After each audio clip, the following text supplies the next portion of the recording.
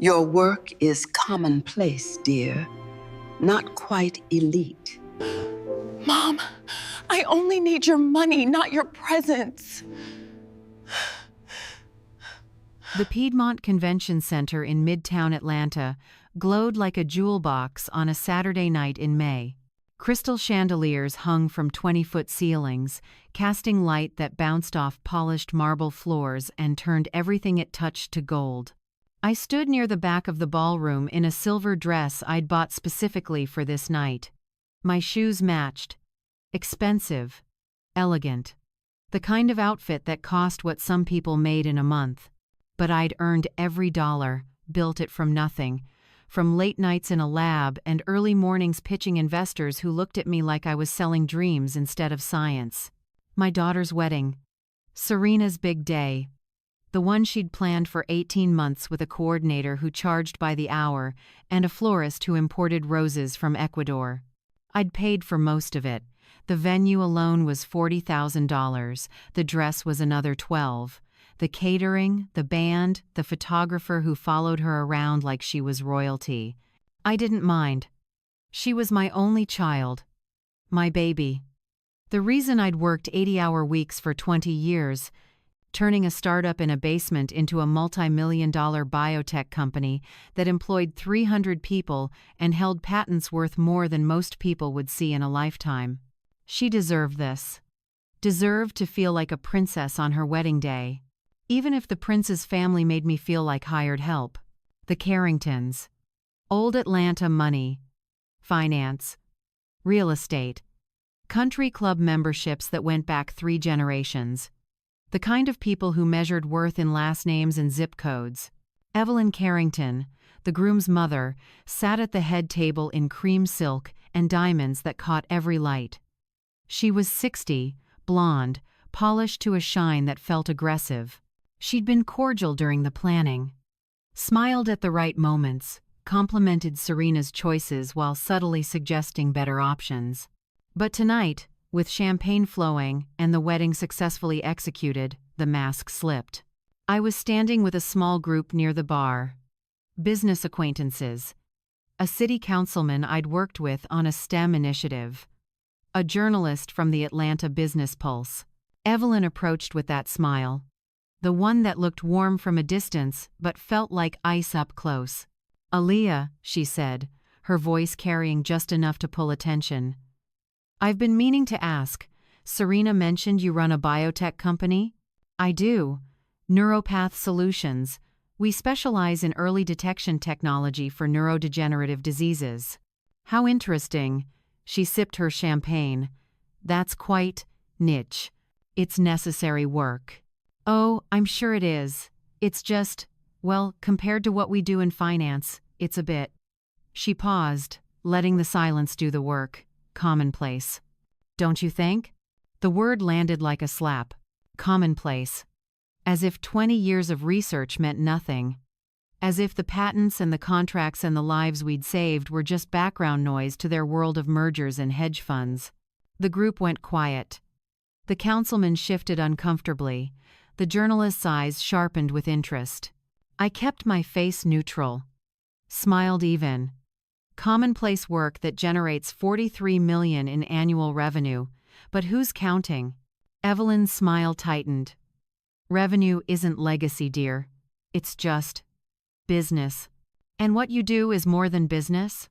We shape economies, markets, the future of capital. Your work is admirable, but let's be honest. It's not quite elite, is it? Elite. There it was. The word she'd been dancing around all night. Not quite our level. Not quite good enough. Not quite worthy of sitting at their table. I opened my mouth to respond. To explain that my company had just secured a partnership with the CDC. That we were 3 months away from clinical trials that could change how doctors diagnosed Alzheimer's. But before I could speak, I heard my daughter's voice. "Mom." Serena appeared at my elbow. Beautiful in her white dress, her hair perfect, her makeup flawless. She looked like a bride from a magazine, but her eyes were panicked. "Can we talk? Privately?" We moved to a corner near the coat check. Away from the crowd. Away from Evelyn's smug face and the journalist's curious gaze. "What's wrong, baby?" "Mon, I need you to do me a favor." "Anything." She took a breath, looked away. "I need you to leave." The words hit harder than anything Evelyn had said. "Leave? Just for tonight, please." "Evelyn's upset and Trevor's family is uncomfortable and I don't want drama on my wedding day." "Drama? I'm not the one insulting people at my own daughter's wedding." I know she was rude. But can you just let it go? For me? This is the most important day of my life. I looked at my daughter. At this woman I'd raised alone after her father walked out.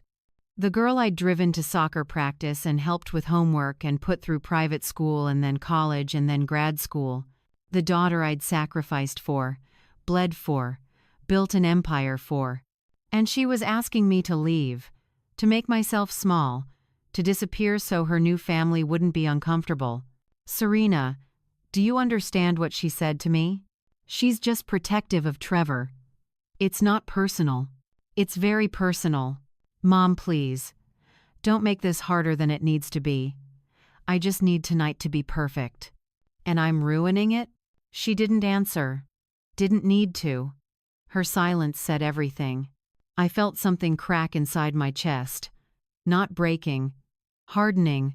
"Okay," I said quietly. "I'll go." Relief flooded her face. Thank you so much. I'll call you tomorrow, and we'll talk, and don't worry about it, baby.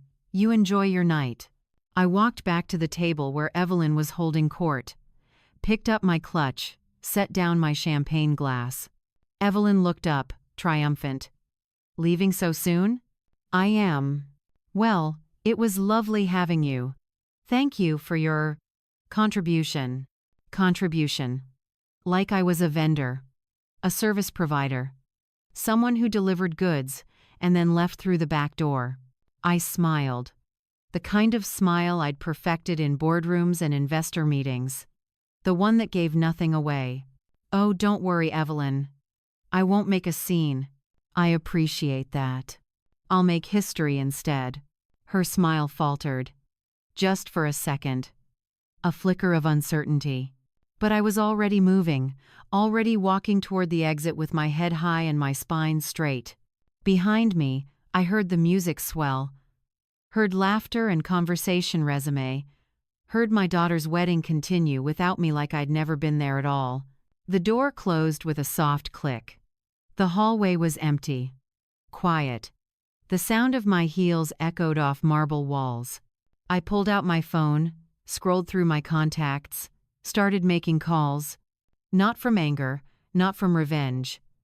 From clarity. Because Evelyn Carrington had made a mistake, a big one. She'd assumed my work was commonplace. That my business was small. That I was someone who could be dismissed and forgotten. She didn't know that Neuropath Solutions had provided the digital infrastructure for this entire convention center, the scheduling system, the security protocols, the networking backbone that kept everything running. She didn't know that I sat on the board of 3 major corporate partnerships that funded events here, that my contracts were worth millions to this venue. She didn't know that when you build something from nothing, you learn to see the invisible threads that hold everything together.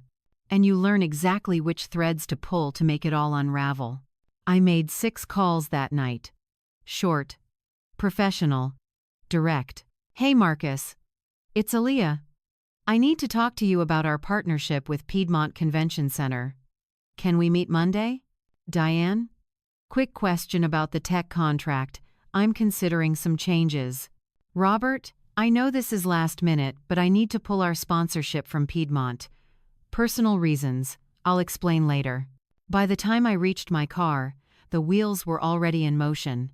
I sat in the driver's seat, didn't start the engine, just looked at the building where my daughter was dancing with her new husband, where Evelyn was probably telling stories about how graciously she'd handled the awkward mother of the bride, where my name was being erased from the narrative of the night like I'd never mattered at all. I thought about leaving, about walking away and letting them have their perfect evening and their perfect life. But then I remembered Evelyn's smile, her casual cruelty, the way she'd said elite like it was a club I'd never be invited to. And I remembered my daughter's face, the relief when I agreed to leave, the ease with which she'd chosen their comfort over my dignity. I started the engine, drove home through Atlanta streets that glittered with Saturday night life. And I made a decision. They wanted elite? I'd show them what elite really looked like. Not pedigree, not old money, not country clubs and last names.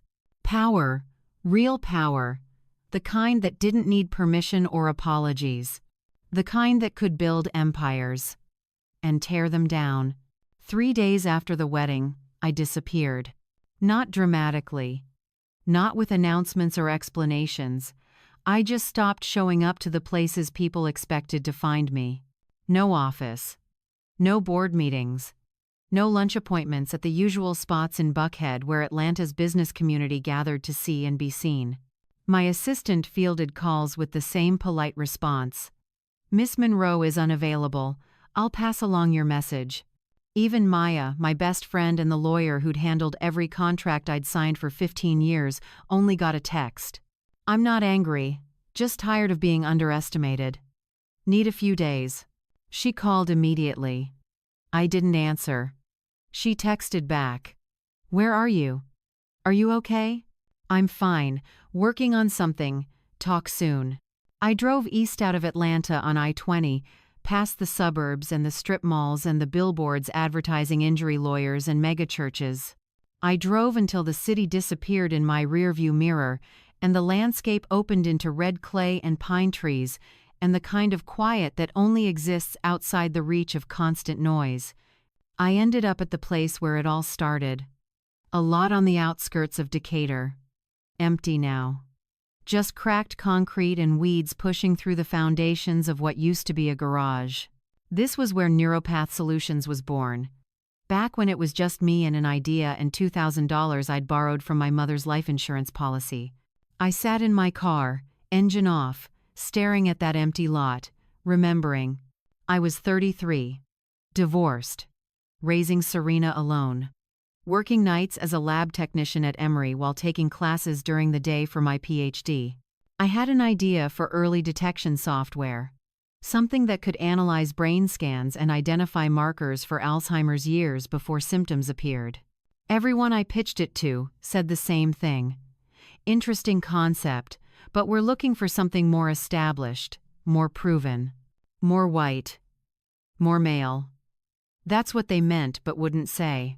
So I stopped asking for permission, rented this garage for $400 a month, bought used equipment off Craigslist. Taught myself coding from YouTube videos and library books. I worked 16-hour days. Serena did her homework in the corner on a card table. We ate dinner from paper plates. Showered at the YMCA when the water got shut off. But I built it. Line by line. Test by test. Failure by failure until something finally worked. The first patent came through when Serena was 12.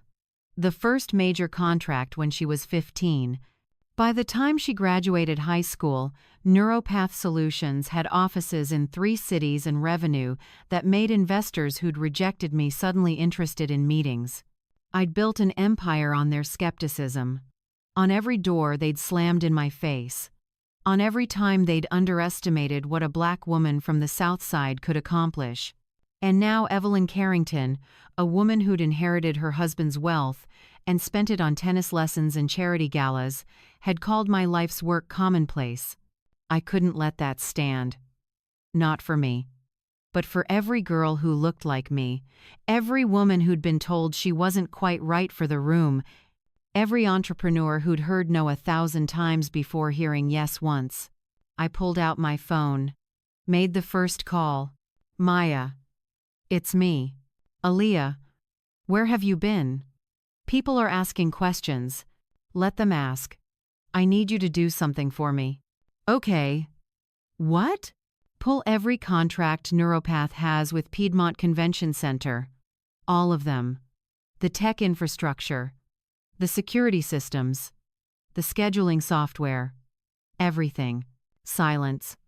Then, that's going to cause problems. Big ones. I know. Are you sure you want to do this? Completely sure. They wanted elite. I'm showing them what happens when you dismiss the people who built the foundation you're standing on. When? Immediately. I want everything terminated by end of business tomorrow. Aaliyah, this is going to make waves. Good. Let it. I hung up. Stared at the phone. Made the second call. Kenneth Williams, investigative reporter for the Atlanta Business Pulse. We'd worked together on a story about minority-owned businesses in Atlanta's tech sector. He was thorough, honest, not afraid to ask hard questions. Kenneth, it's Aaliyah Monroe. Aaliyah, long time, what can I do for you? I have a story for you about how Atlanta's so-called elite treats the people who actually build this city. I'm listening. Off the record first. I need to trust you won't sensationalize this. You have my word. I told him everything. The wedding.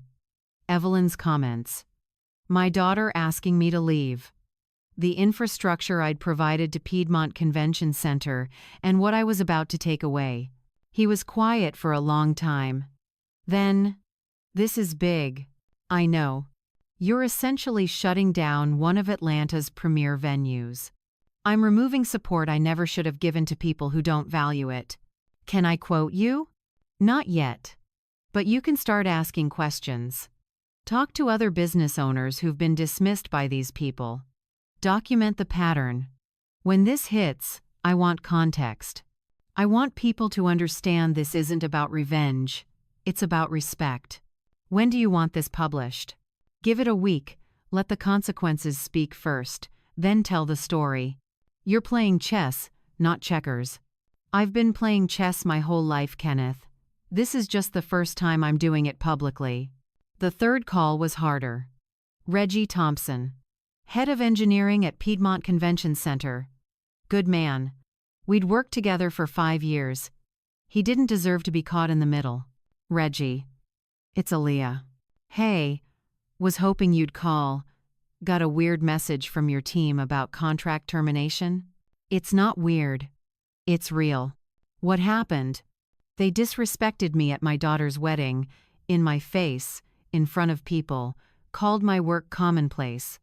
My daughter asked me to leave to avoid making them uncomfortable. He exhaled slowly. Jesus, Aaliyah. I'm sorry. I know you are. But I need you to understand what's about to happen. When our contracts terminate, that building is going to have problems. Big ones. The security system runs on our software. The scheduling platform, the digital check-in, all of it. I know. I helped install most of it. I'm not trying to hurt you. But I can't keep supporting a place that treats people like me as less than. I get it. I do. But this is going to impact a lot of events. A lot of people. Then maybe they'll learn something. Maybe they'll start asking who built the systems they take for granted. Maybe they'll think twice before dismissing someone's life work as commonplace. What do you need from me? Nothing. Just wanted you to hear it from me first. You've got 48 hours to figure out alternatives.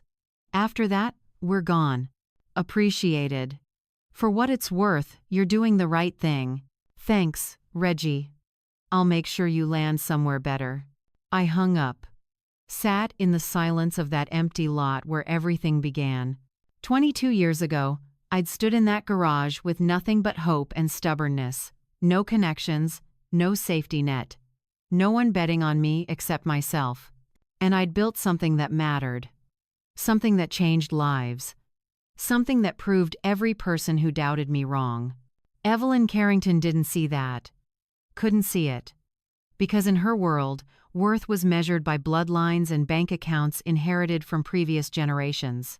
She didn't understand what it took to build from scratch.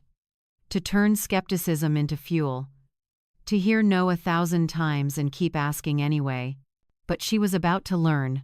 I drove back to Atlanta as the sun set. The city skyline emerged from the horizon like a promise. Lights beginning to flicker on. The place I'd called home for 3 decades. The place that had tried to keep me small and watched me grow anyway. By the time I reached my house in Cascade Heights, my phone was already buzzing. Messages from Maya. Updates from Kenneth. A voicemail from the convention center's director asking for an urgent meeting. I ignored all of it. Made myself tea. Sat on my porch overlooking the Atlanta skyline. And I waited. Because revenge isn't loud, it isn't dramatic. It's quiet and precise and inevitable. It's pulling the thread that holds everything together and watching the whole thing unravel. Sometimes the most elegant revenge is simply removing yourself from spaces that don't value you and letting them realize too late what they lost. I'd spent 22 years building foundations for other people to stand on, supporting venues and businesses and initiatives that made Atlanta better. And when I needed support, when I needed basic respect, they'd ask me to leave. So I did. And I took everything I'd built with me. Let them figure out how to stand without the foundation they never appreciated. Let them learn that commonplace work is often the work that matters most.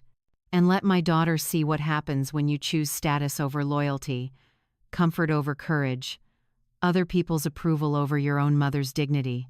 I sipped my tea, watched the city lights blink on one by one, and I smiled, not from anger, from clarity, because I'd been underestimated my whole life.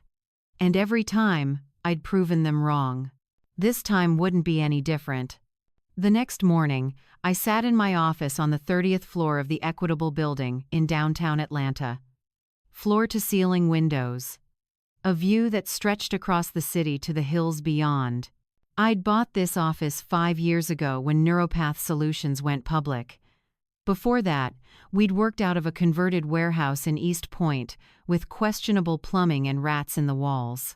Now I had mahogany furniture and original art on the walls and a coffee machine that cost more than my first car. But none of it mattered as much as what was about to happen 6 miles north in Midtown. My phone sat on the desk. Silent. Waiting. I sipped my coffee. Ethiopian blend. Dark roast. The good stuff I ordered from a black-owned roastery in Decatur. And I waited. At exactly 9 a.m., my phone buzzed. Text from Reggie. Initiating shutdown now. I set down my coffee. Looked out at the city. The morning sun turning glass towers into mirrors of gold and fire. Somewhere in that sprawl of steel and ambition, the Piedmont Convention Center was about to learn a very expensive lesson. The shutdown happened in stages. Carefully planned. Precisely executed. First, the security systems went offline. Badge readers stopped working. Cameras went dark. The panic buttons that connected to Atlanta PD cut out completely. Then the networking infrastructure collapsed. Wi-Fi disappeared. The booking system crashed.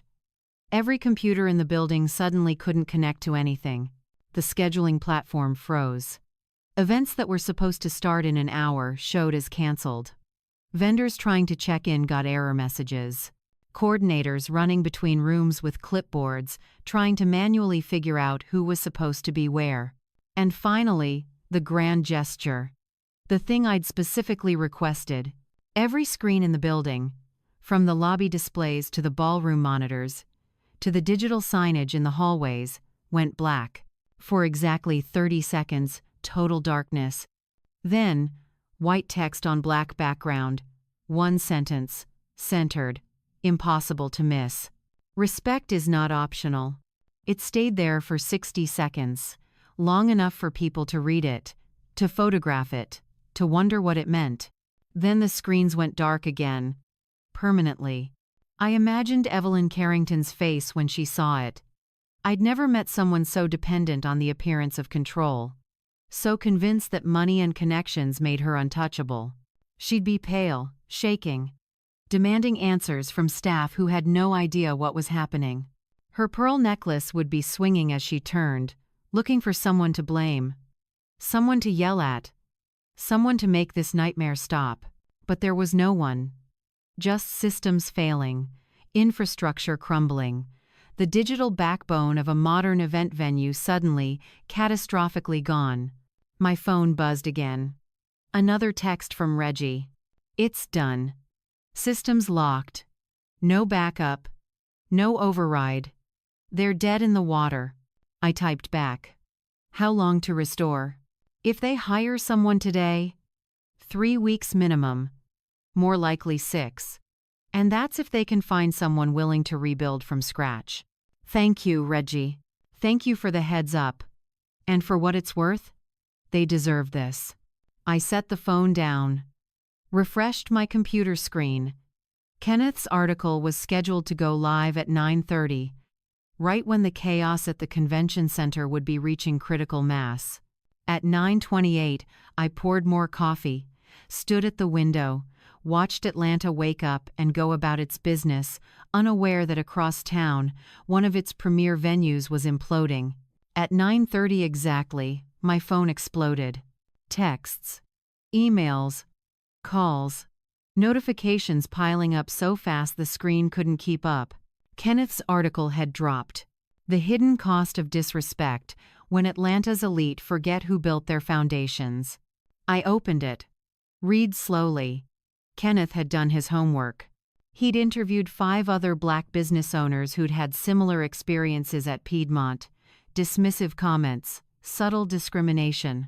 Being made to feel like their money was welcome, but their presence wasn't. He'd documented the technical infrastructure I'd provided, the contracts worth millions, the support that had made Piedmont one of Atlanta's most technologically advanced venues. And he'd quoted me. Words I'd given him permission to use. I built my company on the belief that everyone deserves respect. Not because of their last name or their pedigree, but because they're human beings contributing value to the world. When that respect is denied, I have no obligation to continue supporting the people who denied it. The article ended with a question. In a city that prides itself on diversity and inclusion, how many other businesses are built on the backs of black entrepreneurs who are then treated as less than? And what happens when those entrepreneurs decide they're done being invisible? Within an hour, it had 50,000 shares. By noon, 100,000. The comments section was on fire. People sharing their own stories, calling out other venues, other businesses, other spaces where black excellence was exploited but not respected. The Atlanta Black Chamber of Commerce issued a statement by 2 p.m. We stand with Aaliyah Monroe and all entrepreneurs who have been dismissed and disrespected while simultaneously being asked to fund the very spaces that exclude them. Effective immediately, we are suspending all partnerships with Piedmont Convention Center until a full review of their practices can be conducted. Other organizations followed. The National Association of Black Business Owners, the Coalition of Black Women Entrepreneurs, the Metro Atlanta Tech Alliance. One by one, like dominoes falling, they pulled their support. Events scheduled at Piedmont started canceling. The spring gala for a major nonprofit, a tech conference, 3 weddings. By the end of the day, Piedmont had lost over $2 million in contracts. And it was only Monday. I didn't gloat, didn't celebrate, just sat in my office, watching the news cycle pick up the story. Local stations sent reporters to Piedmont. Cameras caught staff standing around looking helpless. The director giving a statement that basically said nothing. We're working to resolve technical difficulties. We apologize for any inconvenience. No mention of why it happened, no acknowledgement of what had been said, no apology to me. Just corporate speak.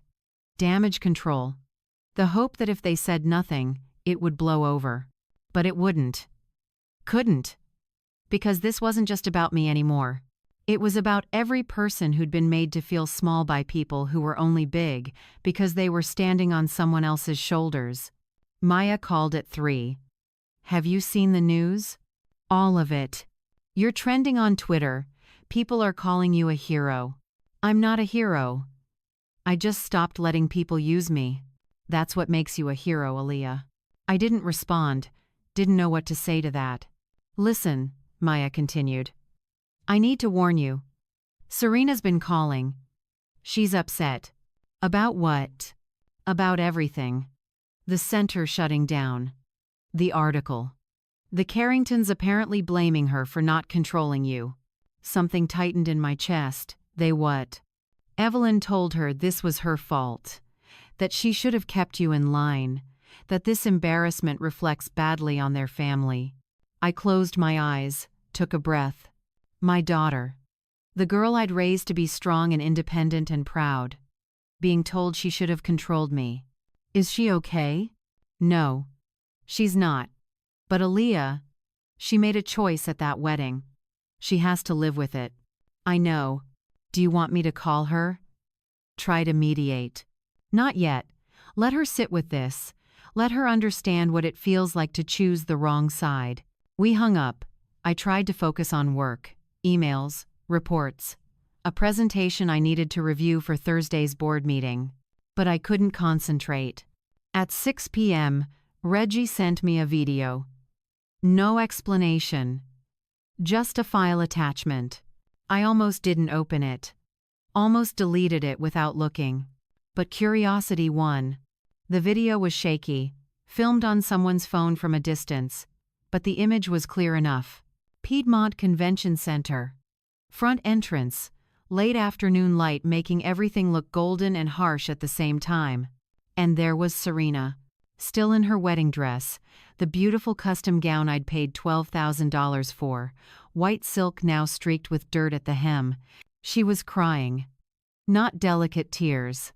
Full-body sobs. Her shoulders shaking. Her hands covering her face. Trevor stood next to her, looking uncomfortable. Checking his phone. Not touching her. Not comforting her.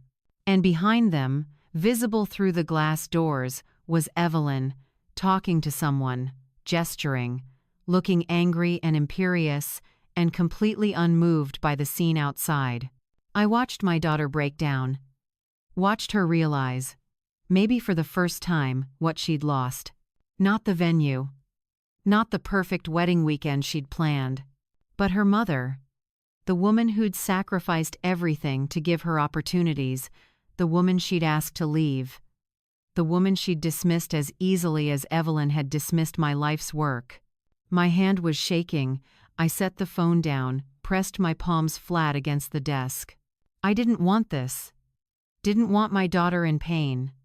Didn't want to be the reason she was crying in a parking lot in her wedding dress. But I hadn't caused this. She had, and Evelyn had, and every person who'd laughed when Evelyn called my work commonplace. Sometimes growing up starts with loss. With understanding that actions have consequences. With realizing that you can't sacrifice your principles for comfort and expect everything to be okay. I'd learned that lesson at 33 when I started my company with nothing. Serena was learning it now at 28. In the worst possible way. I closed the video, deleted it. I didn't need to watch it again. The image was already burned into my memory. My daughter. Alone. Crying. Learning the cost of choosing wrong, and me. 30 floors above the city. Watching it all unfold. Not with satisfaction. Not with triumph. Just with the quiet, terrible certainty that sometimes love means letting people face the consequences of their choices. Even when it breaks your heart. 3 weeks after the article dropped, after Piedmont Convention Center lost another $4 million in contracts and Evelyn Carrington's name became synonymous with entitled arrogance, my doorbell rang. It was 8 p.m. on a Tuesday. I was in my living room, reading research papers for a board meeting, jazz playing softly in the background. I wasn't expecting anyone. Through the peephole, I saw my daughter. Serena stood on my porch in jeans and a sweater. No makeup. Hair pulled back. She looked smaller somehow. Younger. Like the girl who used to sit at my kitchen table doing homework while I worked on grant proposals. I opened the door, didn't speak, just waited. Mom. Her voice cracked on the word. Can I come in? I stepped aside. Let her enter. Close the door. We stood in the foyer, the same space where I'd helped her get ready for prom, where I'd taken pictures before her college graduation, where I'd hugged her the morning of her wedding and told her I loved her. I messed up, she said finally. I messed up so bad. Yes. You did. I thought fitting in mattered more. I thought if I could just be part of their world, everything would be easier. Better. And is it? Easier? She laughed. A bitter, broken sound. No. It's awful. They blame me for everything. Evelyn won't speak to me. Trevor's family treats me like I'm toxic. Like I'm the reason their reputation took a hit. And Trevor? He's trying, but he doesn't understand. He thinks if we just wait it out, things will go back to normal. He doesn't get that normal was the problem. I walked to the living room, sat down. She followed, perching on the edge of the couch like she was afraid I'd ask her to leave. Why are you here, Serena? Because I want my mom back. Because I miss you. Because I've spent 3 weeks realizing that every good thing in my life came from you, and I threw it away for people who never actually cared about me. Words are easy. I know. That's why I'm not just here to apologize. I'm here to ask how I can fix this. How I can earn back what I lost. I looked at my daughter. At this woman I'd raised alone. The girl I'd sacrificed for. The child who'd broken my heart in front of 200 people. You want to earn it back? Yes. Whatever it takes. Then you start at the bottom, not as my daughter. As an employee, you work, you learn, you prove you understand what it means to build something, instead of just benefiting from what someone else built. Okay. What do I do? You start Monday. Product development. Entry level. You'll work with the engineers testing new diagnostic protocols. Lab work. Data entry. Whatever they need. I don't have any experience with that. Then you'll learn. Like I did. Like everyone who works for me did. She nodded slowly. What about the name? People will know I'm your daughter. Not if you don't tell them. You'll go by your married name. Serena Carrington. See how far that gets you without my reputation behind it. Something flickered in her eyes. Fear, understanding, the beginning of humility. Okay. I'll do it. One more thing. You don't get special treatment. You're late, you're written up. You make mistakes. You own them. You complain. You're done. This isn't charity. This is you learning what work actually means. I understand. Do you? Because 3 weeks ago, you told me to leave your wedding so your new family wouldn't be uncomfortable. You chose their comfort over my dignity. Over everything I'd done for you. Her eyes filled with tears. I know, and I hate myself for it. I was so caught up in trying to be someone they'd accept that I forgot who I actually was. Who raised me? What you sacrificed. Then prove it. Not with words, with action. With showing up every day and doing the work nobody sees. With understanding that respect isn't given, it's earned. She wiped her eyes. Nodded. Monday. I'll be there. 6 a.m. The lab opens early. 6 a.m. Got it. She stood. Hesitated. Mom? Thank you. For not giving up on me completely. I haven't given up on you, Serena. But I'm not rescuing you either. You save yourself. I'll just watch and wait and see if you remember who you are. She left. I locked the door behind her. Stood in the quiet of my house feeling something I hadn't felt in weeks. Hope, small, fragile, but real. Monday morning, I arrived at the office at 5:30.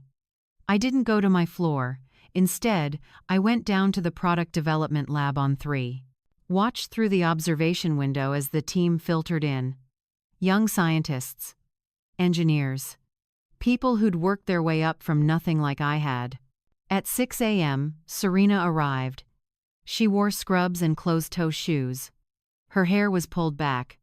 No jewelry. No makeup. She checked in with the lab supervisor, a woman named Dr. Chen who'd been with me for 8 years. Chen handed her a clipboard, pointed to a workstation, started explaining protocols. Serena listened. Nodded. Asked questions. Looked overwhelmed but determined. I watched for 10 minutes. Then I went upstairs to my office. For the first 2 weeks, I got reports from Dr. Chen. She's struggling but trying. Made some mistakes but owned them. Asks good questions, not afraid to admit what she doesn't know. Week 3. She's getting better. Faster. More confident. Still has a lot to learn, but she's not giving up. Week 4. I had her train a new hire yesterday. She did well. Patient. Clear. I think she's starting to get it. I didn't visit the lab. Didn't check in directly. Just waited. One night, working late, I walked past the lab at 9 p.m. The lights were still on. Through the window, I saw Serena. Alone. Recording data. Double-checking numbers. Cleaning equipment. The work nobody sees, the foundation nobody appreciates until it's gone. She didn't know I was watching. Just kept working. Methodical. Careful. Doing it right even though no one was there to witness it. I felt something shift in my chest. Pride. The beginning of forgiveness. 2 months after she started, I hosted a mentorship event at the office. Young Black women entrepreneurs. Students from Spelman and Clark, Atlanta. People trying to build businesses and needing guidance. I spoke to a group of about 30. Shared my story. The struggles. The rejections. The times I was told no and found ways to make it yes anyway. They'll call you angry, I said. They'll call you too much. Too ambitious. Too loud. Too different. But silence never built an empire. Politeness never changed the world. You have to be willing to take up space even when people want you to disappear. The room was quiet, attentive. These young women hanging on every word because they needed to hear it. And when you succeed, when you build something that matters, some people will try to minimize it. Call it commonplace.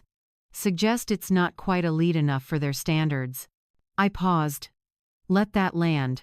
When that happens, you have 2 choices: shrink or expand. Make yourself smaller to fit their expectations. Or make your success so undeniable they have no choice but to acknowledge it. Applause. Questions. Conversations that stretched past the scheduled end time. As people filtered out, I noticed someone standing in the back, partially hidden behind a column. Serena. She was crying. Not making a scene. Just tears streaming down her face while she tried to stay invisible. Our eyes met across the room. She mouthed 2 words. I'm sorry. I nodded. Didn't smile. Didn't go to her. Just acknowledged her. Let her sit with her regret and her growth and whatever she was learning from all of this. The next day, Dr. Chen called me. Serena asked to speak at the next team meeting. About process improvements she's noticed. I told her I'd check with you first, since it's unusual for someone so junior. What do you think? I think she's earned it. She's been here 3 months. Works harder than anyone. Asks smart questions. I think she has good ideas. Then let her speak. The following week, I sat in on the meeting, not as Serena's mother.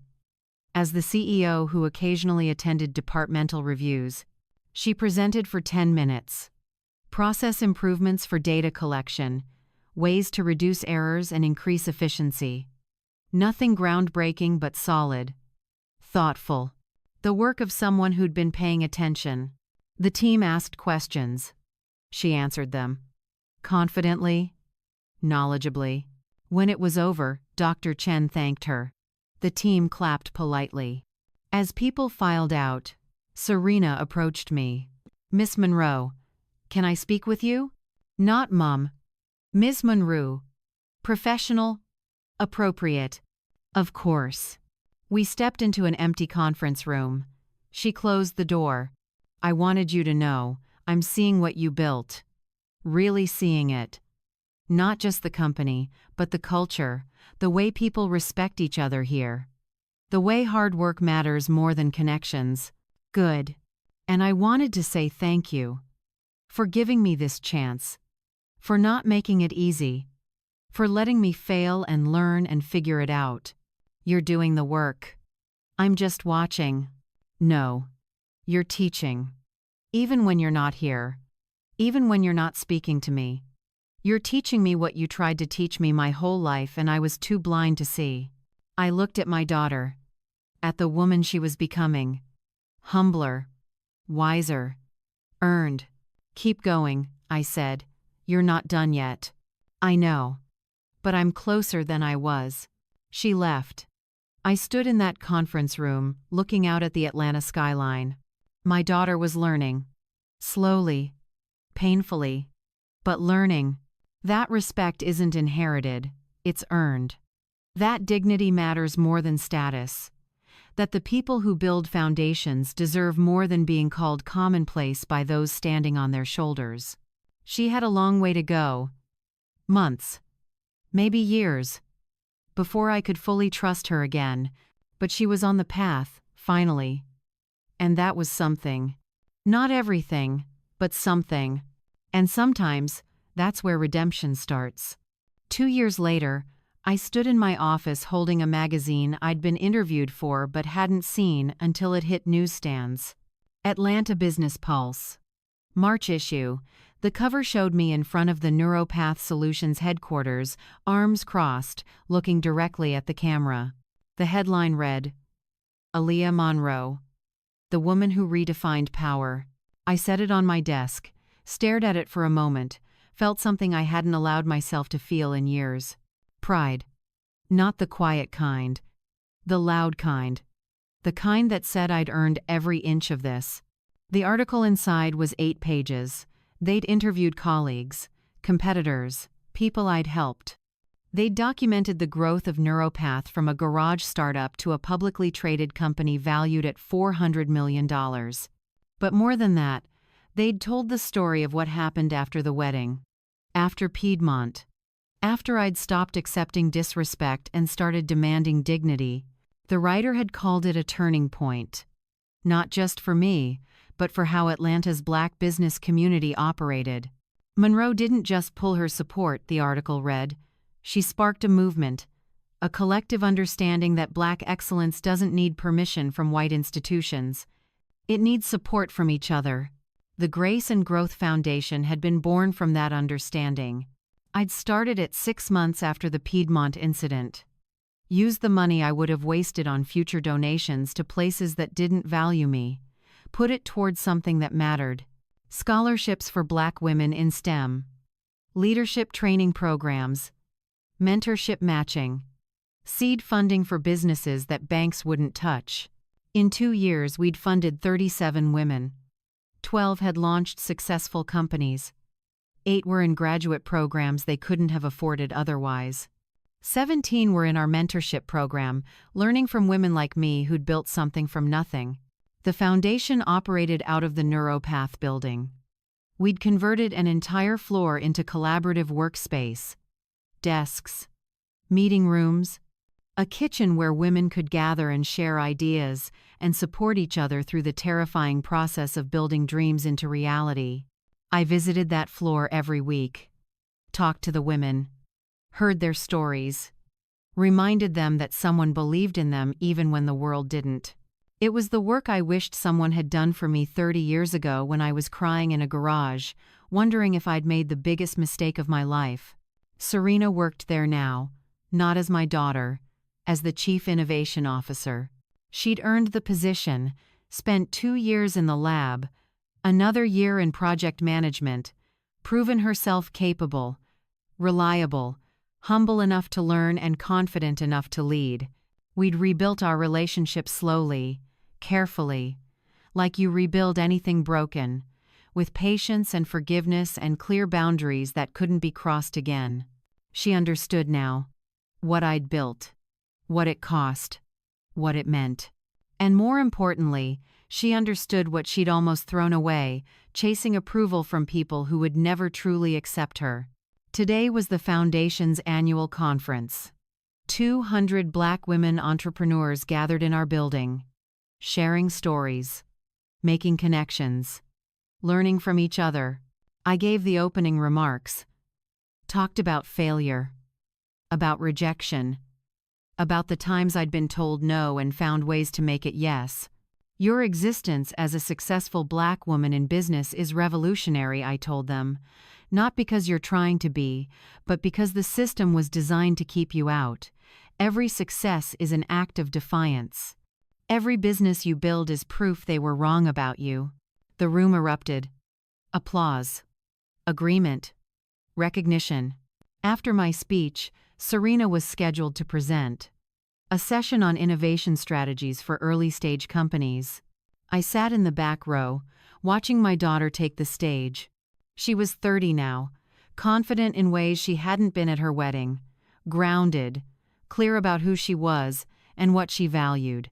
She started with her usual content, data, strategies, practical advice.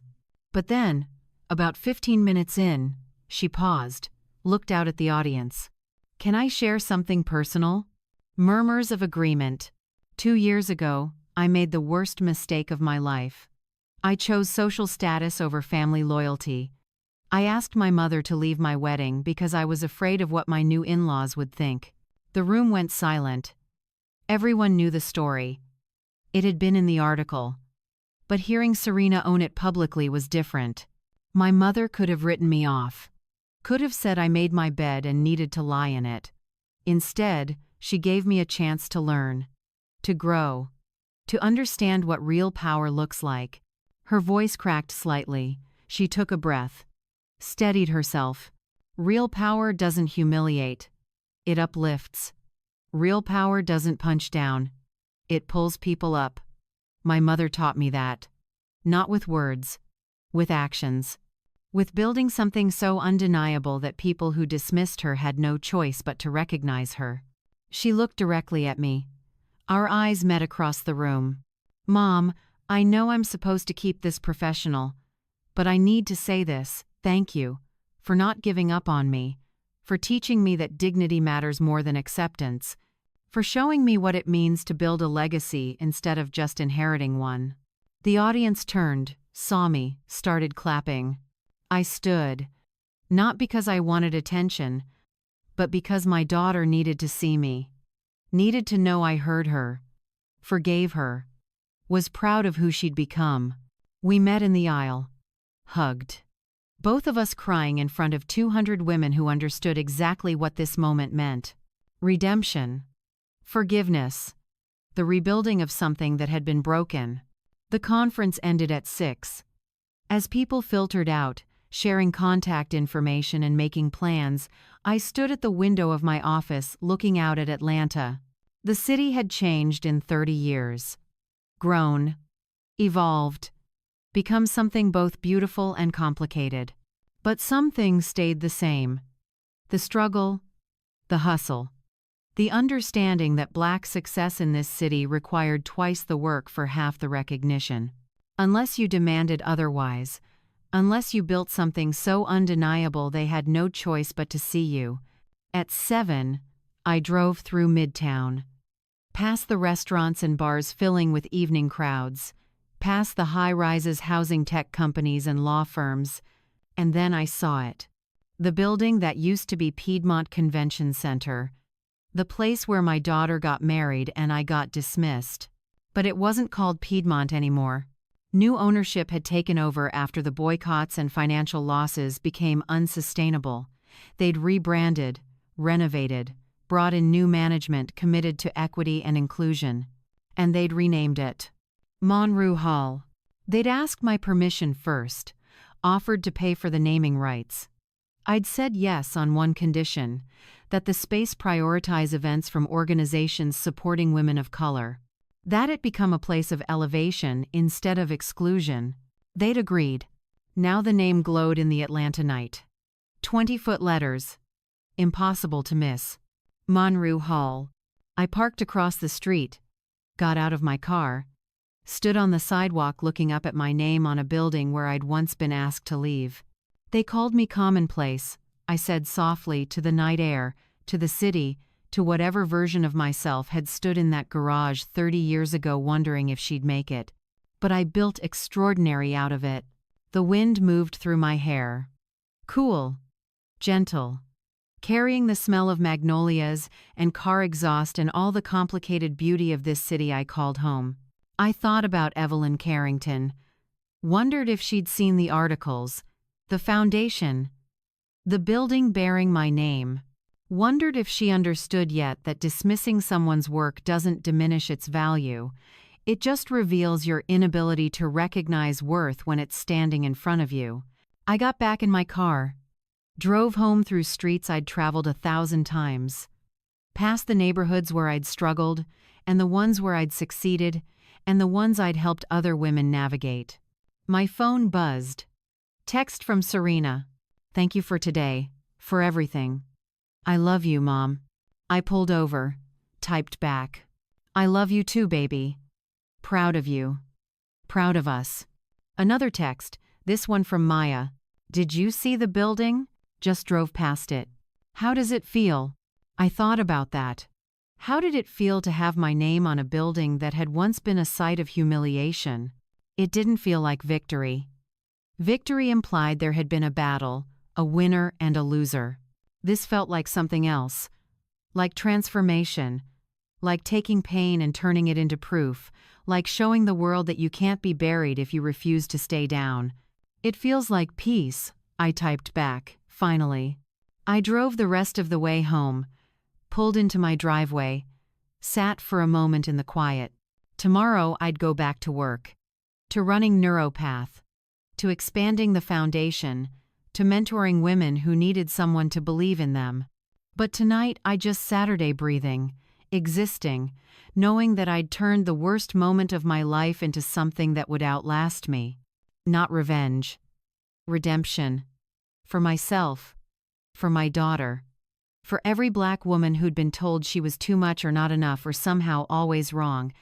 I'd built something that said otherwise. Something that would stand long after I was gone. And that? That was more than enough. I got out of my car, walked to my front door, looked back once at the Atlanta skyline glowing in the distance. This city hadn't made it easy, hadn't rolled out red carpets or opened doors without resistance. But I'd made it anyway. Built an empire on their skepticism. Turned their no into my yes. Transformed their dismissal into my determination. They'd called me commonplace. Unsuitable. Not quite elite. But I'd built Monroe Hall.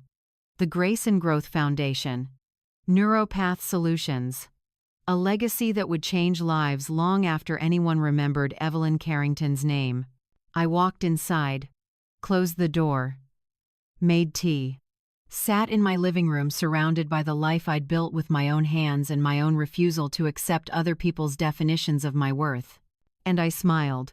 Not because I'd won, but because I'd survived, thrived, transformed. Because I'd taken the worst night of my life and turned it into the catalyst for the best work I'd ever done. Because my daughter understood now what I'd been trying to teach her all along. That dignity isn't given. It's claimed. That respect isn't inherited. It's earned. That real power doesn't come from who you know or where you're from. It comes from what you build. What you give. What you refuse to let break you. If this story moved you, if you've ever been dismissed by people who should have valued you, or if you believe in the power of turning pain into purpose, share this video.